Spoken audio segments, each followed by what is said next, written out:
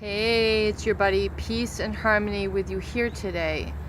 Checking in on perhaps a discussion on the origins of narcissistic or psychopathic personality disorder and their expression of this disorder in the communities and people and centers of influence that surround them.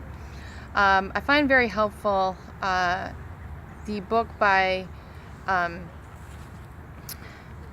John Bradshaw, Healing the Shame That Binds You, to really explore and delve into and understand the origin of narcissistic, borderline, and psychopathic behavior. And he references another writer, Ann Miller, who has a book called For Her Own Good that describes oftentimes this sort of offender behavior, be it criminal, be it violent, be it emotional abuse or neglect.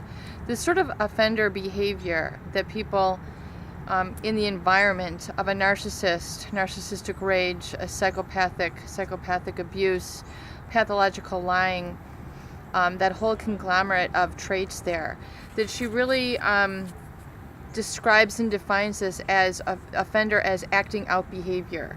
In other words, it's a reenactment. It's basically reenacting the way in which they were victimized when they were younger. So they tend to reenact or act out the exact same sort of behavior that was committed onto them when they were younger, unless they had, learned other ways that, oftentimes these individuals are acting out or reenacting much the same way that they were treated. And that children from violently abusive families or children from families where high voltage abandonment takes place, they suffer such terrible feelings of victimization. And generally they take on either a victim role and reenact it over and over again, such as in a codependent behavior, or they identify with their offender and reenact the offense on helpless victims as they once were. And this reenactment is called repetition compulsion. So if we look at the origins of this reenaction compulsion that John Bradshaw describes, that the narcissist, perhaps a combination of what they call nature and nurture, perhaps they have a genetic predisposition, perhaps it was created in their environment, but this narcissistic behavior is an acting out, perhaps in the same way that they were treated. Perhaps it's genetically, originated within them.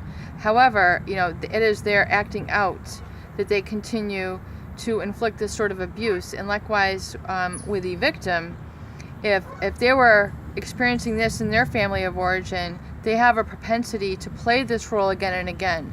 So it's very important to identify these dynamics as they work in your life, so you can identify the cause that creates the effect, the relationships in your life. Because a lot of times think that the relationships are the problem.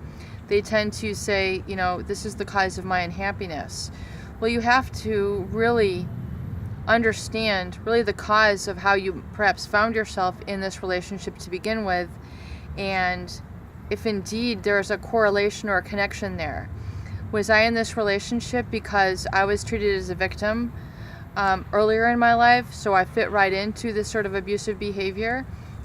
Or perhaps was this enacted to me in my childhood, so I identified with this abusive behavior, and so I have perpetuated this on to take advantage of other helpless people. So if you understand the dynamic, I think that'll perhaps clarify some of the relationship issues that you see emerging or being created in your life, and that therefore a way to heal, repair, and change your behavior outside of that.